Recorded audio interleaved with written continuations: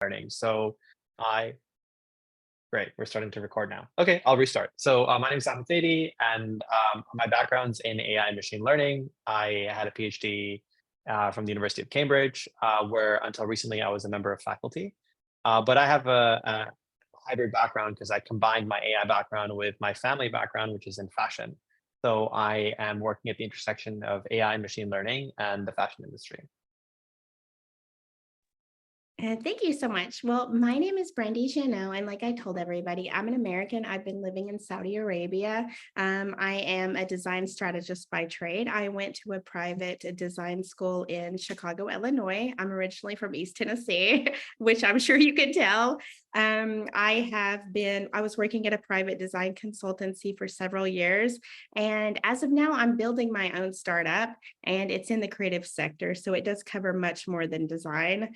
And I am a design mentor. I've mentored in 19 countries and counting, and I was ADP list actual design ambassador for Saudi Arabia. So it's such an honor to be here.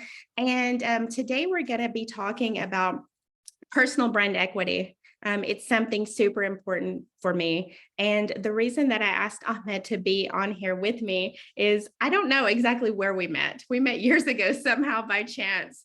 And I kind of watched him go from he didn't have a big online presence. He had a big presence, but he didn't have too big of an online presence. But then he started working on it. And just like that, in like I think less than a year, he's like everywhere. So I feel like he's like the perfect, he's the perfect co-host to talk about these journeys with everybody. So yeah, the reason why I really think this is personal brand equity is so important. It's changed my life. It's changed my entire career. I can't go on about it enough. I was much more a quiet person, a reserved person. I would work, I would go home. I didn't really think much more about it.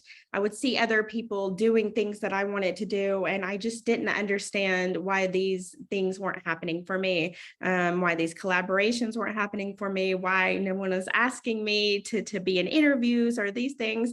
And then I realized because nobody knows me. Nobody knew who I was. I'm not putting myself out there. It's really important to put yourself out there. And I promise if you put in the work for 1 year, you will be flourishing everywhere, regardless of your industry. I know this is for designers, but this is very open-ended. I haven't made it technical just for designers. We've made the whole workshop and session for everybody. So I'm going to go ahead and open our PowerPoint deck. So we're going to have the PowerPoint up for visuals who want to look at it, who want to read, who want to take notes, but we're not going to read from the deck. We don't want to be robotic and boring, and we're just going to kind of talk and have a dialogue and talk with everybody. And we really love answering question and answer session. So keep all of your questions that you have, you write them down, and at the end, you can ask everything. We're going to take like 20 minutes to answer everybody's questions. And then, like I said, we're going to record everything and you'll have everything. So Ahmed, if you want to go ahead and take over while I get everything set up for us. Sure. So Brandy, thank you so much again for inviting me. And I think that what Brandy's talking about in terms of personal brand equity and even my own personal journey, I think that even though I'm running a startup that's in the technology space, it's very easy to underestimate the value of personal brand, and it's also very easy to underestimate the pathway to get to that personal brand. And hopefully we can dissect a little bit of that through stories, through our own personal experience, to help you, figure out what is your pathway, what are your, let's say, unfair advantages or competitive advantages that you can exploit and utilize to really become, have the presence in whatever online, offline sphere that you want. So really looking forward to sort of diving deeper into that. And it would be great to just get a brief check from all you guys, like what kind of industries are you working in? So if you could just pop in the chat, what industry you're working in, and it'll give us an idea of what kind of examples we might want to use.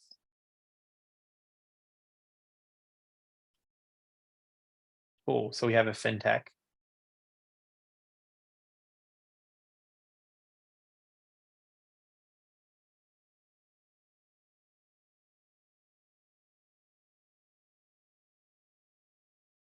Awesome. Okay, so I'm going to quickly open the slides on my screen. Just give me a second.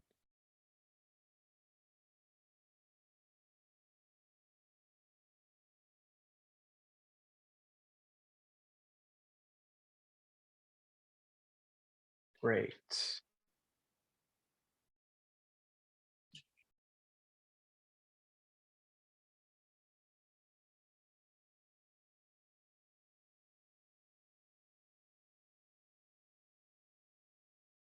Okay.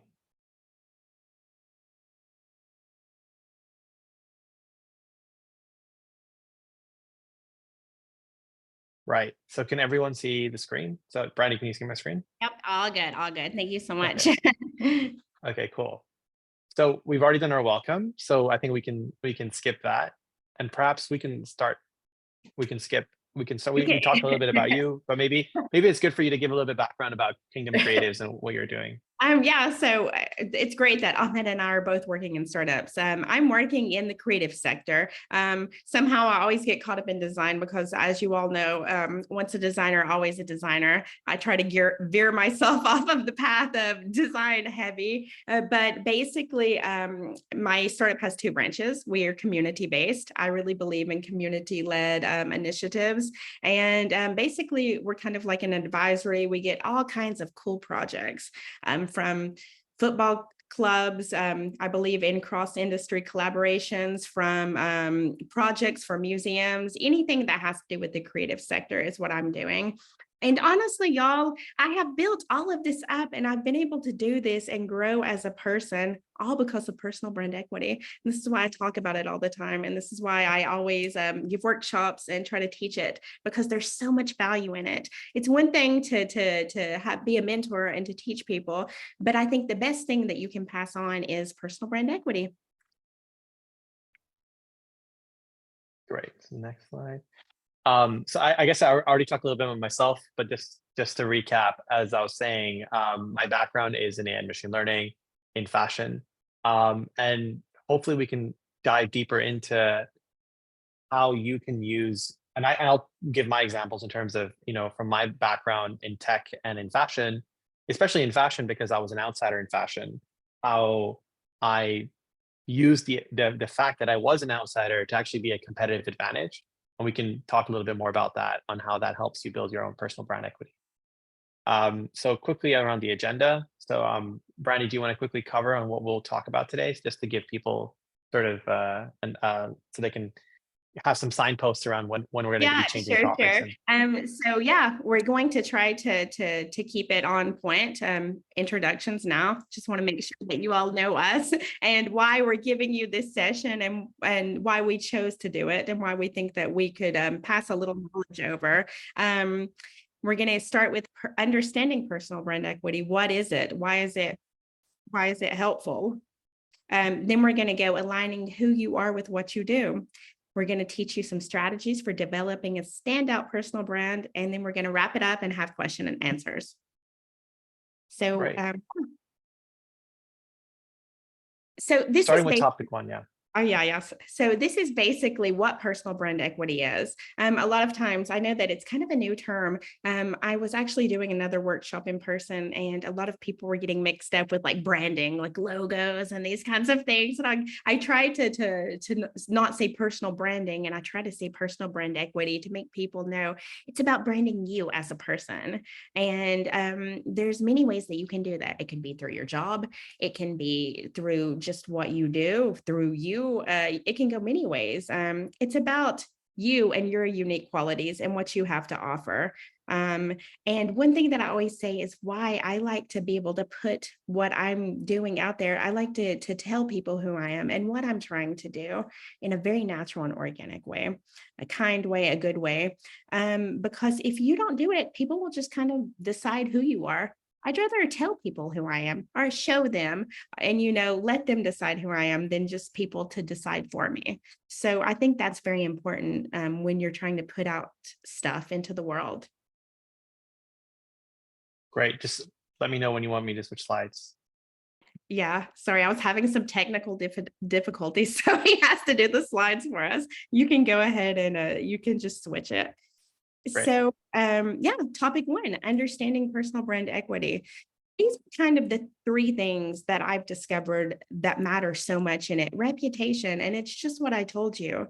This is our reputation. And I'm not going to say, well, personal stuff matters too, but I really do try to keep two separate lives with my work and my personal life. I think this is really important for your general well-being and health, but it's also, to keep these things really separated. What do you have a reputation from? Do you want people to say, well, Brandy, she has a really strong work ethic. I enjoy working with her. Ahmed is very friendly. He always makes me laugh, and I enjoy when he's there. These are the kinds of reputations that you we've lost our slide. This is the kind of Oh, thing. sorry. No, it's okay. These are the kinds of things that you want people to say. Or this person publishes nice content, or she's an amazing designer and PowerPoint designs, whatever it is. You want people to say nice things. I will tell you that you're going to get people that the bigger you get, the more of a thought leader you become, the more you brand yourself, you will get negative people. That'll happen. We'll get to this later, but it's part of it. Expertise. What are you good at? I mean, I can talk about design all day long. I enjoy it. I know it. So I'm comfortable and confident talking about it. If you tell me to talk about finance, forget it. It's not going to happen. I'm not going to be good at it, and no one's going to come and listen to me. So you need to, be an expert in what you're talking about and have confidence, and you have to have credibility. This is the people like, oh, I've worked with Brandy. She's easy to work with. She really delivered. These are the kinds of things that are really important. These 3 points in personal brand equity, and really deciding what they are for you and moving forward. So before we just go on to the next topic, how did you build your reputation, Brandy? Like, how did you came to Saudi 15 years ago, which I just found out. How did you how did you position yourself as somebody who has credibility in an industry or profession? Say, for example, you're a young designer, or you're somebody new in fintech, and how do you position yourself in that industry to really be somebody that people see as reputable? Oh, that's a great question. And like I told everybody, like it wasn't natural. Nobody came to me. And I think a lot of times we keep waiting on people to come to us. We're sitting down when we have to stand up. The world is so oversaturated with everything. Everybody's online. Everybody's highly decorated and educated. Everybody's top talent. It is not easy anymore. The only way to get ahead is personal brand equity. How can I stand out? How can I be better than all of these people? How can I make myself seen and noticed? So basically, I will say ADP list has been a big key player in me becoming who I am and in me growing. I actually signed up with ADP list when they first started. I was one of the first mentors that they had.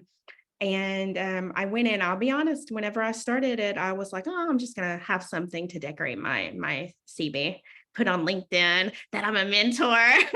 These are normal human thoughts. We think about these things. We think we can be selfish sometimes.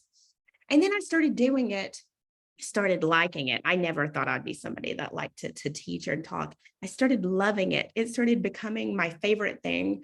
I went from going on and on for an hour to being able to sum everything up in 30 minutes, be efficient and teach people. And for them to come out saying, wow, like you're my favorite mentor. Can you be my permanent mentor?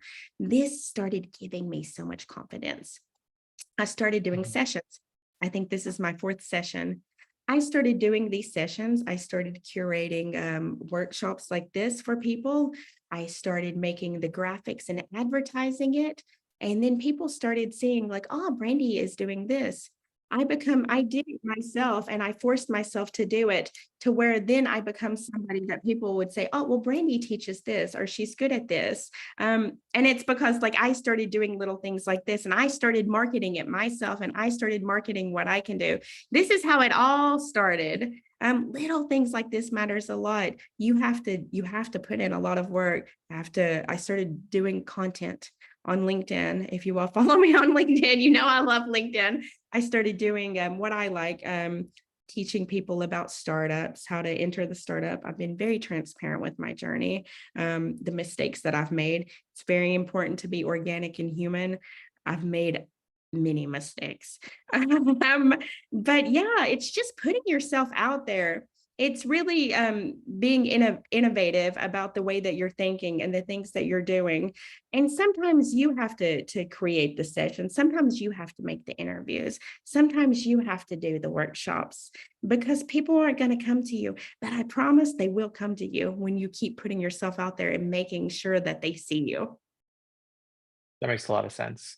That makes a lot of sense. And I think one thing that I don't know if you realize this or not about yourself, but the reason that you've been able to create such a reputation is because you've approached your personal brand equity in the most personal way possible. So your reputation building is actually about relationship building. So your reputation is based on your relationships, and I think that cannot be under.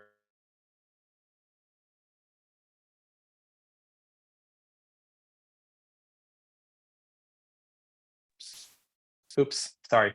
I think I got muted there. So I was just saying that that's your ability to build relationships is probably one of your most powerful qualities, and being able to do that is what really elevates your level of reputation. Um, how do you want to continue this, Brandy? Should we continue dissecting how to actually build reputation, expertise, and credibility, or do you You want can to move go on to the ahead. next topic? You can go ahead to the next slide, Okay. and then we'll just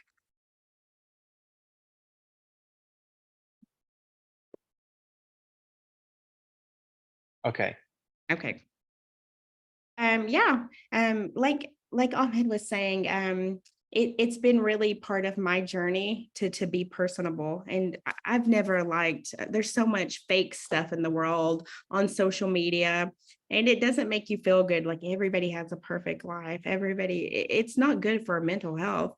It's been super important for me to always, like I said, to talk about the failures, to talk about the wins, to talk about the things that's happening, to guide others and to document it. I've documented, if you go back on my social media from the very beginning when I started my personal brand journey, it's all there. It's all there for the book is there for anybody. You see me go, you can see the craftsmanship of my writing even be better, and more caring and being more intimate and being more personable, um, because I grew confidence. This is the best thing. Whenever somebody in their career who has ambition gets that confidence, watch out, world.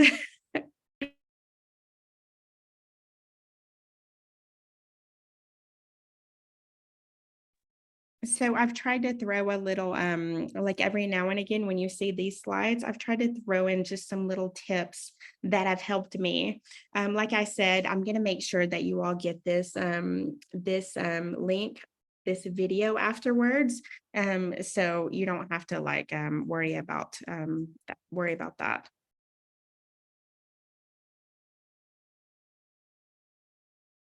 This is really, really important. And this is basically what I was talking about before, aligning who you are with what you do. It's really important.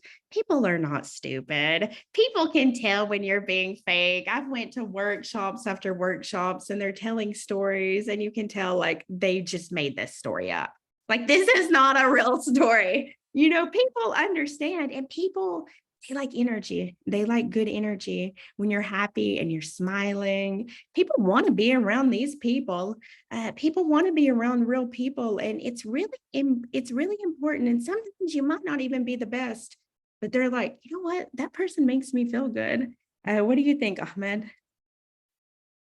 Yeah, I mean, I think that, looking at I think one of the okay, so this is the way I break things down. The number one mistake people have when building personal brand equity is that on the one hand, yes, they make it personal, so it's relationship based. But on the other hand, they make it about themselves. And I found that when you are transactional in your relationships, you will never have long lasting relationships, and you will never be able to really foster that the expertise, the credibility, and the reputation that you need to really stand out from everyone else in the group. So one of the things that I found early on quite helpful was when I meet somebody, my question in my mind isn't what can this person do for me, but rather it's the other way around. It's like what can I do this for this person? And typically, there's a question here that says, does networking help in your personal brand building? I think networking is probably the most powerful tool that you can build your personal brand with. And I'll tell you why I think that. It's not necessarily about how many followers you have on YouTube or Twitter or Instagram. It's actually about the quality of your relationships. So in my case, I'll give you an example. I'm in the fashion industry. And many years ago, I wrote an email to the founder of a media group called the Business of Fashion. I just said in the email that, hey, I read this article about AI and there's some questions that I have. Would you be willing to have a conversation with me about it?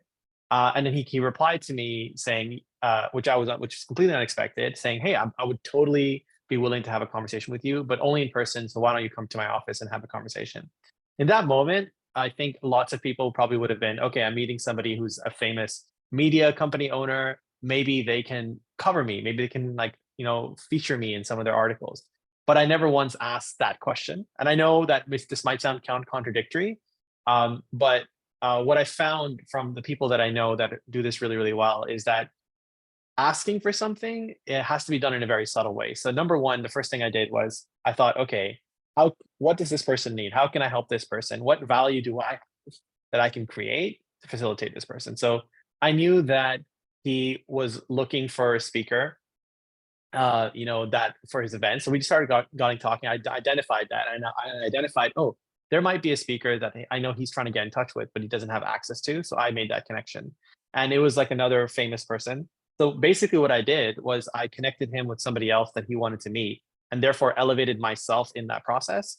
So this is something that I just rinse and repeat. I keep thinking about how can I create value for this person, and once I did that, I think he immediately realized, hey, yeah, this person has some value in my life.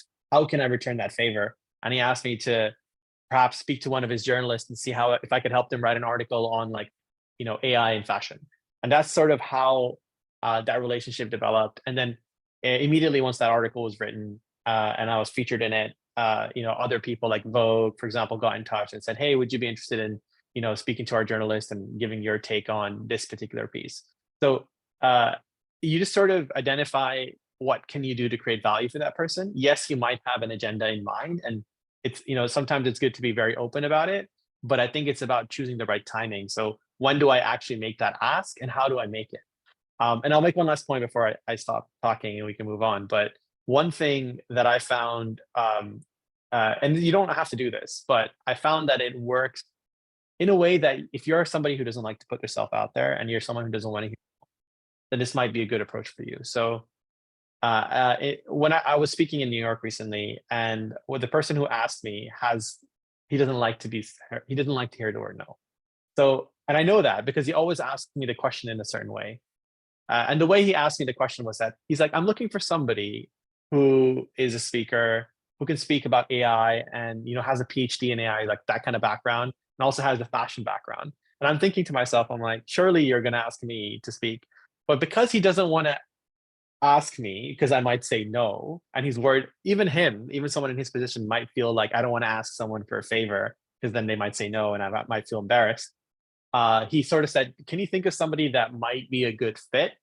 And then that's sort of how we approached it. So it's always a suggestion. It's never like you never say, "Hey, can you cover me in your article?"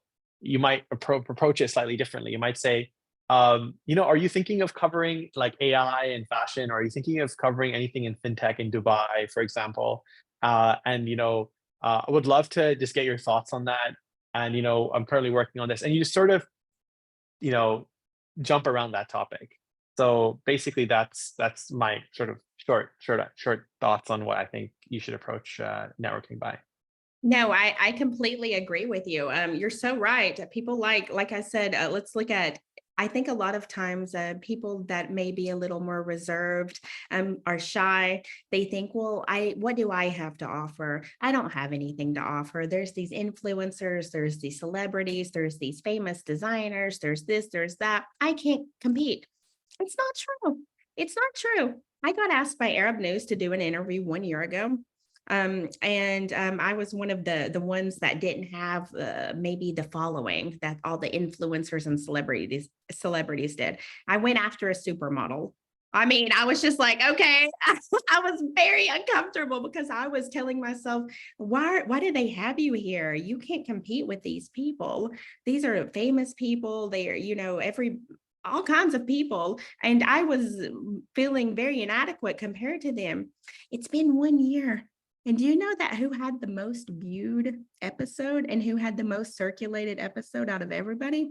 It was me, the normal person. And this just goes to prove to you, like, people don't care about all of these shiny, fancy things anymore. People want to connect with real people. Never hold yourself back and feel like you can't compete because you have a lot to offer. You have like you're a real person and that's what you have to offer. And that's what the market wants nowadays. People are sick of all the fake stuff. Uh, 100%. so here I've kind of give you guys a huge list. I'm not going to read it all. I'm sure that you all have read it yourself. Basically, these are just all, this is the strategy for you. I've listed everything for you. Define your personal values. This is basically, what are your values? Everybody has different values. Maybe somebody doesn't want to work with somebody that, is not a vegetarian or that is not into sustainability. Maybe somebody doesn't want to work with somebody that only has men on a board. We all have different ethics, and our ethics are very important in what we do and what we put out there. And they're what makes us transparent. So you need to sit down and you really need to think, what are my ethics? What do I care about? Some people just care about, making a paycheck. There's nothing wrong with that. We all, my grandma told me something when I was little. She said, there's a lid for every pot. And I think about this all the time, and it really is. And so clarify your vision. What is your vision? What do you hope to get out of this journey? You want to get famous? Do you want your work to be known? Are you trying to make more money for you and your family? Whatever it is, it's fine.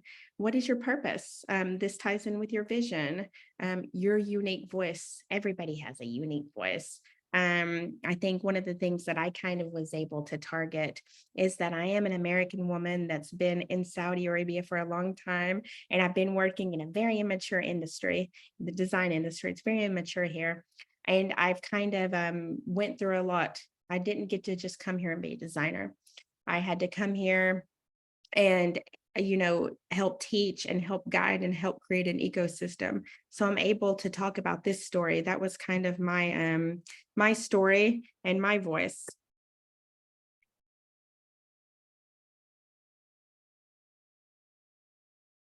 So you want to go ahead and talk about this? I think you're a great one for this one. Yeah. So this is an interesting one. I think there's a whole question about what is a subject matter expert and what is a thought leader, and when am I considered a subject matter expert and when am I not?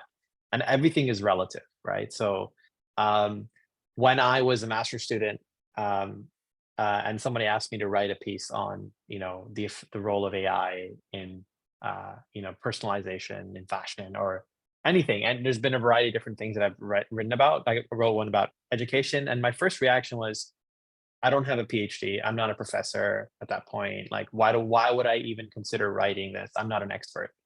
But it all depends on who your audience is. So the way that I think about it is, if you know even 1% more than the other person, then you have something to share.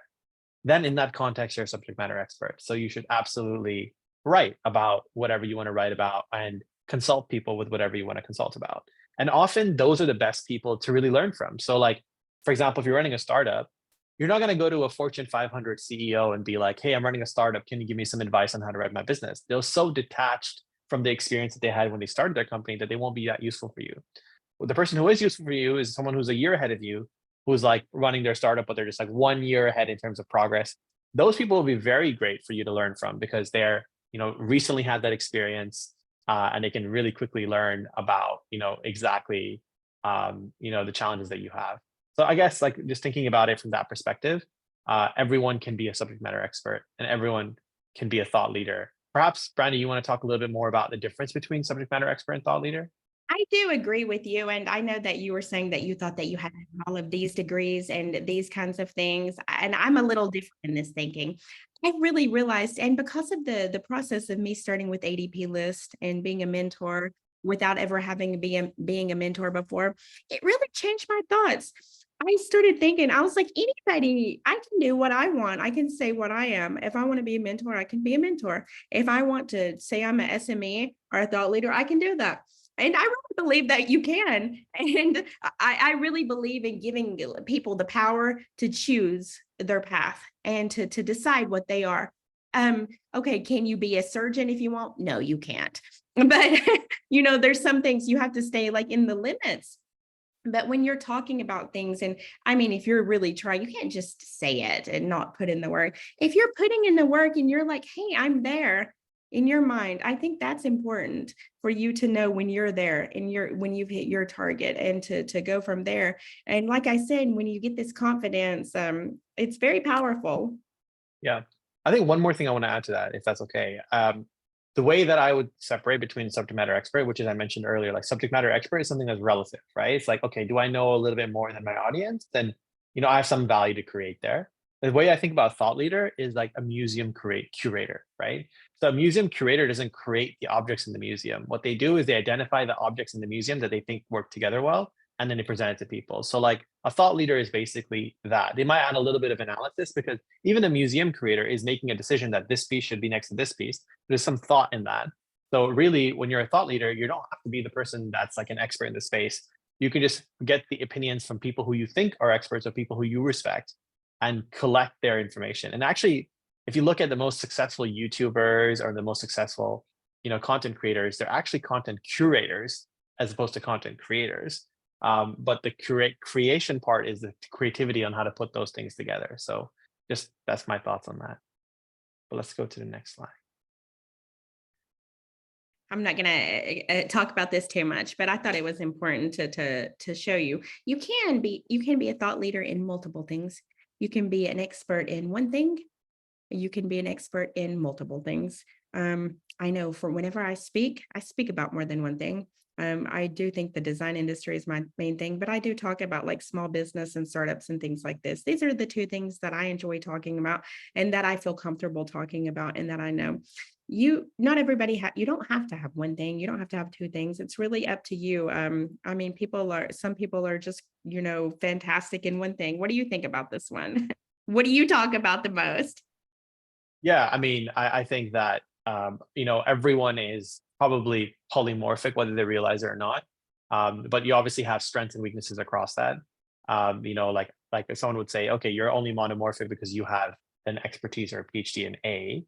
But the reality is that you have a lot more to offer than just that A. We're multidimensional humans, and where we want to be monomorphic, we can, and where we want to be polymorphic, we can as well. So I think everyone's in a spectrum. Um, but yeah. Okay, topic 3. So this is just kind of the strategy. This is your toolkit. This is your framework of getting started and building the network of supporters and establishing yourself in your industry. And now I'll say network as the people around you. When I talk about networking, I don't like to use the word networking. I think everybody knows this now. I always use the word relationship building. I don't believe in networking anymore. I think it's robotic and I don't think it's human. And whenever I go somewhere, sometimes I might have a target, like I need to meet this person. I think I could be useful for them and they could be useful for me in the future.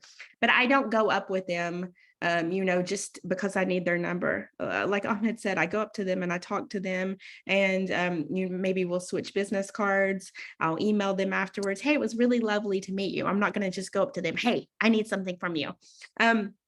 So this is something really important, building relationships, you can say having a huge network of people, but we are not approaching people to network. We're approaching people to build relationships. This is really important in your mindset, having these real human behaviors.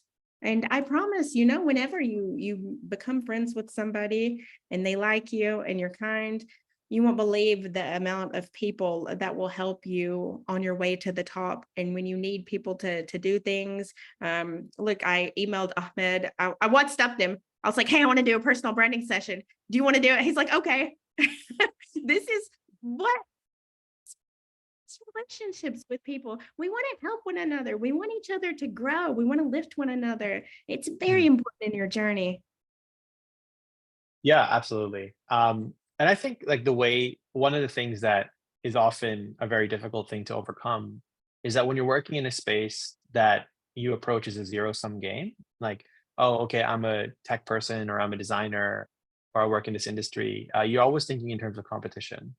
And I think that that can make sense at times, but more and more often than not, it's actually the wrong way to look at the situation. So when you're thinking about personal brand building, your brand isn't built at the expense of someone else's brand. Actually, you can lift each other up. And it's like brand building is like lighting another candle. So you take one candle, you light another candle. It's not like you've reduced the light of the first candle. You've actually just spread the light. And I think that's really what the key ingredient is. And that, that's the case with, whether you're trying to build a YouTube channel. I have a lot of friends who have, demonstrated that influence is actually something that's infinite as opposed to finite. And I think approaching it from an infinite perspective is incredibly important. Yeah, I completely agree. I'll say that you won't believe the people that have looked at me as competition. I'm a very collaborative person. I'm a big supporter. There is enough creativity for everybody. There's enough for everybody. And we really all have something different and unique to offer. We could have the same business, but maybe I will excel in something that this person might not excel in. For example, one of my favorite things as a design strategist is research. I love focus groups. I love getting research from the community. I love, having the answers. These are real answers from the community. I'm not guessing anything. This is my favorite thing. And we all, maybe somebody else's isn't, but I have a lot of kind of people like, oh, I feel like you're competing with me, or I feel like you're doing this. I feel like you're doing that. And it's sad, but it is the reality. We're not in competition, and you really have to get that out. Well, a little healthy competition is normal. Maybe if you see somebody else doing something, you up your game a little bit. But to think like bad thoughts and to have this poisonous energy, you just have to keep telling yourself there's enough design for all of us. Yeah. Yeah. No, for sure. I think what you've written here is actually pretty valuable. And I think just thinking practically, if you are somebody that's trying to, find your personal brand, the first question is, what is my personal brand? Like, how do you actually define that niche? And like, I just wanted to kind of dive deeper into that. So how did you find that design is your niche? Is it something that you fell into? Is it something that you uncovered? This is a ridiculous story, and it doesn't even have to do with design. I swear my life is like a movie. So I think it was maybe 2 years ago. 2 years ago, I went to the first Saudi Cup they had here. And it was the first big event that they had. And it was kind of like the Met Gala for Saudi Arabia. Everybody's dressing up. And I had a designer that made me a dress. I'm pretty sure I was the only non Saudi and definitely the only American at How this did you time. get invited to that? Well, we were the consultants for them. Okay. So it worked out this way for me. So yeah, we were the consultants, and I've lived in Saudi Arabia for 15 years. I'm not, I'm part of the culture. Like, like I'm not somebody that just came here. It's very much part of me. I'm really big on Saudi culture awareness and everything that I do in my business practices. So I went and I had this beautiful outfit on. I was excited to share this new moment with everybody. It was something completely new in the country. Well, it started raining, and I was going down the stairs, and I kind of lifted my dress up and trying not to fall. And there was a photographer, evidently, who I didn't know, and he took a picture of me in this moment. This picture ended up everywhere. It was in Vogue Arabia. All of the main princes posted it on their stories. It was all over Saudi Cup. It was all over the news. And I had neon red hair also, I want to say. So that was part of my personal brand at the time. This went everywhere. Everybody was asking me for interviews. And I'd never done an interview. I'd never done anything. But then I was like, oh, I started seeing like I have an opportunity to do more and to brand myself and to grow myself. And then I got the Arab News interview that I told you about. I was so nervous. It was so bad. Like I couldn't even talk confidently. Like I'm a complete new person after 1 year. Um, but yeah, that's how I started. And that's how I started the journey. And I just kind of kept up with it ever since then and tried to keep the momentum going and I didn't want to be a fashion person.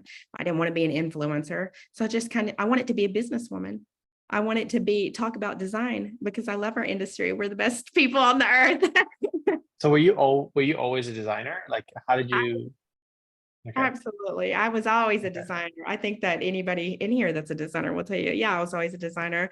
I never wanted to do anything else. It's all I thought about like growing up. I wanted to be a fashion designer. My first year, Mm. I was a fashion design student. I hated it. So I shifted over to the business of design, which I love. How did you then take that one interview or the few interviews that you had and translate it into an online presence? Because, there's one thing about getting one interview and then, you're like on one news cycle, but then suddenly you're gone, right? How do you maintain that consistency? Absolutely. That's exactly what it was. You have to keep it up. I started doing a lot of people will call me the LinkedIn lady. I'll meet people and they're like, oh, you're the LinkedIn lady. And I'm like, that's kind of what I've been dubbed in Saudi Arabia now. I just started talking about things. I don't have a content calendar. I don't write down things. I don't plan anything. I don't do photo shoots. If I'm sitting in my room and I think of something like, oh, I think that would be interesting to talk about, I go and write it. Natural and organic. Plan any of these things, and I think it shows in what I put out into the world. But yeah, you just kind of have to keep it going. And I just started talking about the things that I wanted to hear. I started talking about the things I wanted to learn and what I wanted Yeah. to, not what I Yeah. thought other people were interested in. Because Yeah. you have to, people always say your target audience, find your target audience. I don't believe that at all. Forget your target audience. You're the target. What you want to put out and what you're good at is people will come to you. You don't go to Yeah. them because this isn't Yeah. real. Yeah, that's actually really, really important, and that's a really good point because I think for a long time I also fluttered around like, what do I write about? Do I write about like something very technical? Do I write about something very technical for laymen? Do I write about fashion? Do I write about education? And I struggled, and actually I'm still trying to figure out what my personal brand is in that sense. And I think perhaps over time you evolve your brand. Now I sort of fixated that actually perhaps focusing on where I feel what I'm enjoying and what actually I want to talk about becomes your personal brand. And I think that's probably when, I found the most success in anything because it's more genuine, you're more consistent, you're happy to talk about it endlessly. Which takes me to my next point actually, which is when you attend industry events, I find it a skill. I won't talk about myself in this scenario. I want to hear what you have to say first. But like, you say you go to an event, it's an industry event, like say Vogue Business, whatever. How do you carry yourself? How do you talk to new people? How do you market yourself? How do you not awkwardly stand at the outside of the circle and not sure how to say hi? Like, what do you do? I How do you just walk me through your steps? I was that way. Thankfully, now I will say, whenever you're in your industry and you've kind of, and I'm sure you know this by now, no, Riyadh's a huge city. But now my people, like whenever I go to these events, I'm going to a Vogue thing after we get off this, as you know. But you kind of go and it's kind of the same people because the same industry people are everywhere. So we know each other now and I'm comfortable. But there was a time I wasn't. I'm not a naturally social person. Like I have to work for it. And I was never somebody, I never thought I had anything to add value. I never thought that what I said mattered or was nice. But yeah, But what if you're somebody that doesn't have that? What you, if you're somebody that doesn't have the network? I What do you didn't do? have, I didn't have that. I didn't have it. Mm, I forced myself. mm, I get up and I introduce myself, and sometimes I was shaking and I would give my business card. I forced myself every time. I forced myself to get on stage with a microphone. I would go throw up afterwards. I would trip mm. over my words. I would say dumb. You won't believe the horror that I think about. I've done I've done a lot of mistakes, but every single time it's easier and you get confident. And this is something I was telling Ahmed. Actually, I told him I did a session like this by myself before. I hated it. I was awful. It's weird and awkward to talk to people. I don't like talking to people. I like talking with people. I like having him and having dialogue and talking about stuff. It's much more comfortable for me. And it's about finding what's comfortable for you. But like you said about introducing yourself to people or going to events, you have to do it. You have to go up and meet people. You have to put yourself up there. Opportunities don't come often. And Right. when they do, Business. you have to So, take them. so what is, okay, now knowing everything you know, being more comfortable with, what you are comfortable with, could you just, the last thought here, could you just, is there a question that people could have like in their back pocket that might help them sort of break into that conversation? Well, I never really did these things. I never was one of those people that stood in front of the mirror and did a script or Yeah. rehearsed, had like secret questions, which could add to the awkwardness that I've felt many times. I just would say things. And what I've really learned is that people love to talk about themselves. If you're ever scared, go up to somebody, "Oh, wow, those shoes are fantastic," or these things. I know they're so natural and everybody knows these things, but people really do like to talk about themselves. And when people feel like you say something nice to them, they automatically feel the energy. And then they start contacting, "Oh, thank you so much. I like your suit. Where are you from? What's your name?" It starts a conversation, flattering Yeah. people. And Yeah. it's 100%. I nice. totally agree. I think the Yeah, best question that you can ask is about somebody else. Like absolutely. the worst question I think you could ask is go into like a circle that's already there, trying to introduce yourself, and then just talk about what you do really like a lot. I think that comes off as very transactional. I think Absolutely. so. I It's like completely agree the with that statement. networking for a reason. And also, yeah, don't go and interrupt people. They'll automatically not like you. Yeah, exactly, exactly. I think we've talked a little bit about this. We talked a little bit about leveraging opportunities as well. We talked. You talked about consistency. Um, maybe I think this is probably the most challenging thing, and I don't want to just quickly skip over it because it really is something that a lot of people struggle with, and I struggle with it. I struggle to it this day, like where it's like if I have a free hour after work, do I really want to sit down and write content or like write something out there? Like, how do you convince yourself that this is a time worth investing? Especially because for a lot of people, they may not see the ROI. I have thoughts on this, but Yeah. maybe just hear your thoughts first. Let me tell you, everybody asks me all the time, "How do you think about that? Where does the content come from?" My brain never stops. I have content lurking in my mind at full speed constantly. I go and I really do. I wake up in the morning, I make my coffee, and I'm flowing early in the morning. So I'll usually try to write something if I'm in the mood. Like I said, I need to be in the mood. I'm not gonna write to write. I'm going to write because I feel like I'm putting out something valuable. Some days I'm not in the mood. That's okay. If you're not in the mood, don't write. If you're on vacation, have fun. Don't write. Live your life. That's the most important. A happy person writes good things. But when you do have that creativity, sit down and do it. Maybe do a post every day if you can while you have the creativity. But like I said, if you don't do it, it doesn't matter. Consistency doesn't mean I have to do it Monday, Tuesday, Wednesday, Thursday, Friday. Consistency means that you're just putting stuff out there every so often, so people are not forgetting you. So that somebody told me, "Brandy, every time I open my LinkedIn, I see an article, I see your face." I was like, "Good, that's what I want." I mean, that's true. I guess like I think everyone functions in different ways. And I think, I find that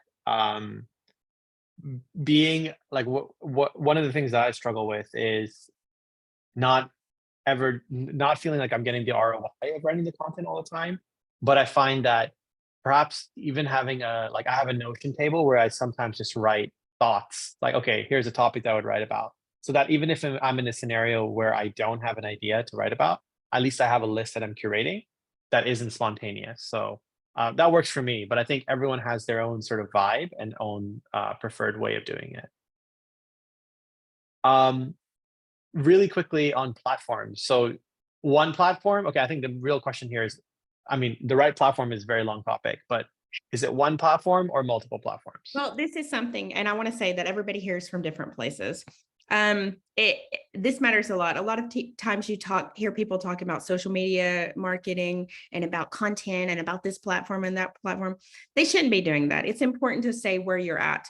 For example, in America, Facebook is popular. In Saudi Arabia, nobody uses Facebook. So in Twitter, people will read politics and stuff like this on Twitter, but you're not marketing yourself on Twitter. Instagram is the most popular here, but you're not going to get a lot of comments and as much action as LinkedIn. For me in Saudi Arabia, LinkedIn is the most valuable, and then Instagram. This is how it is for Saudi. But like I said, you have to know where you're at. It's not a one size fits all. You have to know where you're at. You have to test. I tried to do tests on all platforms. I found that I'm getting the most action, the most comments on LinkedIn or on Instagram, but I'm getting recognized the most from LinkedIn. And I was like confused because I will get so many comments on my Instagram, but then I've never heard anybody say like, oh, I know you from Instagram. It's always like, oh, you're the lady from LinkedIn. So it's really about what you're comfortable with. I really believe in it's better to be great at something. I really believe that it's better to be great at something than good at several things. So if you're flourishing in LinkedIn and you're able to keep Instagram up to, fantastic. TikTok, Snapchat, we can't keep up with everything. You need to just and also I think it really waters you down. It looks like you're trying too hard, and that's never really a good look. What about visual content? I think that's the last thing that I wanted to talk about on topic 3. So what do you think of that? Your face. I'm sure everybody's sick of seeing my face. I'm sick of seeing my face. Whenever I first started this journey, I would never put my face. I was like, I want people to value my work and what I put into the world. No, it doesn't work. Nobody cares about like a picture of a mountain. People comment and they notice you and what you're doing. It's the reality, people. I know it sucks, but it's the reality. I take pictures. I post a picture. If you see the comments for the pictures of a vacation, a mountain, a cup of coffee, it's not even close to if it's a picture of me. But I'm making people remember me. People are seeing my face constantly. I'm branding myself over and over and over to where people can't forget my face because they're constantly like seeing it with my post. It's very important for your brand. Makes complete sense. We have some examples here. Do you want to go through any of them? So I'm not going to read all of it. I'll just let you all look. I have 3 different elevator pitch examples, which is something, like I said, you don't memorize it and be robotic, but you do kind of need to know what you want to say to people. It's important. You meet people all the time, specifically in places like big cities, Riyadh, London, DC. These are all corporate cities. You meet people, the first thing they ask, what do you do? That's all people care about in these cities. What do you do? God knows who you're going to meet. You could meet a CEO for somebody that's going to collaborate. I meet people all the time, and then I tell them what they ask what I do. I tell them then later, hey, Brandy, I have this project, blah blah blah. I remember you said you do this. You want to work together? Yeah, sure. It's important. I have 3 different pitches for you. I have one for a designer. I have one for a startup founder, and I have one for a consultant. So you can just flip through all 3 of them. I won't bore everybody with all of those. This is the consultant one. Consultant one. Yeah. And so, we've got just a few minutes left. It went by really fast. So thank you. It's much more horrible whenever I'm by myself. So it's been such a pleasure. Now, if you all have any questions, please feel free to ask anything, and we will try to answer it as best as we can. If you have one specific question for Ahmed or myself, you can ask, or if you don't care who it is, you can go for it. So the floor is open.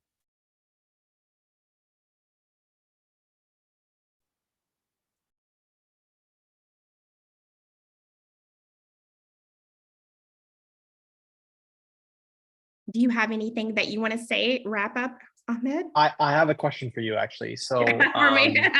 yeah. So if you're trying to figure out what kind of platform suits you best, Yeah. what are the things that you need to be considering? And should you be using multiple platforms at the same time? I know we talked about this a little bit, but I want to just retouch that on again. Like, do I invest time both in Instagram and in LinkedIn, or do I just use LinkedIn?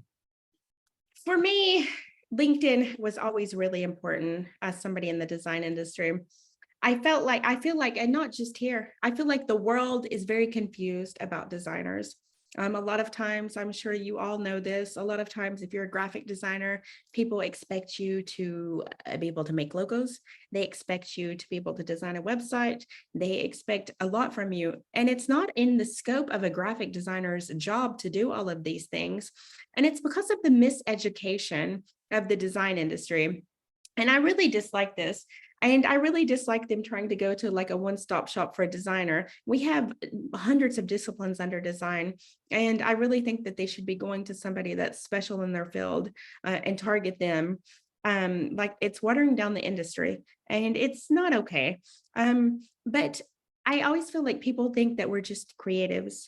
Maybe we don't have business sense. As a design strategist, my special talent has always been that I'm creative, but I have business sense, and I've always combined those. So LinkedIn was very important for me. It was very important for me to teach people that designers are business, we have business sense and that we know what we're talking about. So LinkedIn was always the number one choice for me. It's very important for me to teach people that designers matter and that actually everything in life is designed. We can create change and I mean, everything is design. Every single thing you look at is designed, and we have social design can change the world and it can make it a better place. And it's really important to educate people and to let them know all of these things. So this is why LinkedIn was always the choice for me. And I really hope that all the designers see the value that creativity is, it matters. You have to be creative, but you need to have business sense and you need to make sure that everybody knows what you're talking about from Awesome. contract, for everything. So we Yeah. do have a Yeah. So that's from for me. So do we need to be active every day or post twice or thrice a week in order to gather an audience? So there's two ways to answer that question. The truth is that the way that depends on what platform you're on, but whether you're in LinkedIn or Instagram, the way that the algorithms work is that they do upvote or downvote your posts depending on how frequently you post. So if you post more frequently, the model does pick up your post more frequently and spread it to your audience. So in theory, if you really want to grow your audience and that's your objective, then posting 2 or 3 times a week is almost a requirement. And then does the way that you dress or carry yourself really add up in your branding? Absolutely. I think branding is ultimately about perception.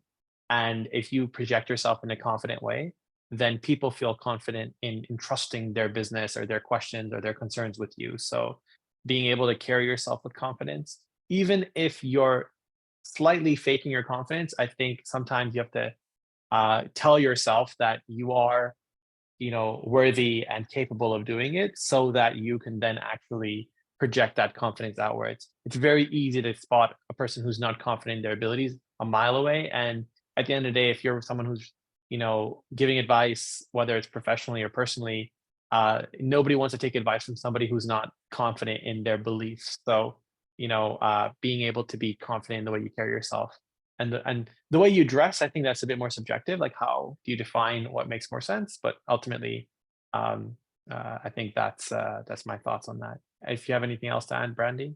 Yeah, I completely agree. Like we said before, or like I said before, I mean, I know that I'm not the voice of all reason, but it's worked for me. And I feel confident in what I've put out. Like I said, if you're in the mood to do something, do it, but try to stay consistent. If you're not in the mood, don't force yourself. It will show in your writing and it'll show in your content. And what else? Let me see. The way you dress or carry yourself. Absolutely, it matters. Riyadh is a word of mouth community. And everything here is from word of mouth. Actually, we've done research, and this is proven research that it's a word of mouth community. So, what does that mean? That means that if maybe, Sarah says that I don't like working with Brandy, she's nasty. She doesn't, I don't like the way she acts. She's rude. Then they're going to go around, and then there's might be a big project, and then somebody will be like, well, I heard Brandy's this way. Done. This is how it is here. It's the reality. So it's really important how you present yourself. Smile, dress. I always dress in business attire, because it does matter if you go into a meeting in flip-flops and shorts, like, this person doesn't really care. Why are they here? They don't really care about what we think. All of these things matter. Your words are also something. We didn't really talk about this, but this is something I want to add in the end. Words are so important. Probably the most important things. And I've really been careful and trying to even upgrade my dictionary. Some words that I've been upgrading from. I don't like to use the word empowerment anymore, specifically when talking about women. If you look up the definition, it means somebody allowing us to do something. I don't think anybody's allowing us to do anything. We choose to do this. So I try to not use this word. I don't like to use the word consultant or consultancy anymore. It's so overused. I use advisor and advisory. I don't like to use the word networking. I like to use relationship building. So little things. I don't like to use the word introvert. I don't like this word. I like to say a reserved personality. I don't think it's nice to make people feel like something's wrong with them. We all have different personalities. It's completely normal.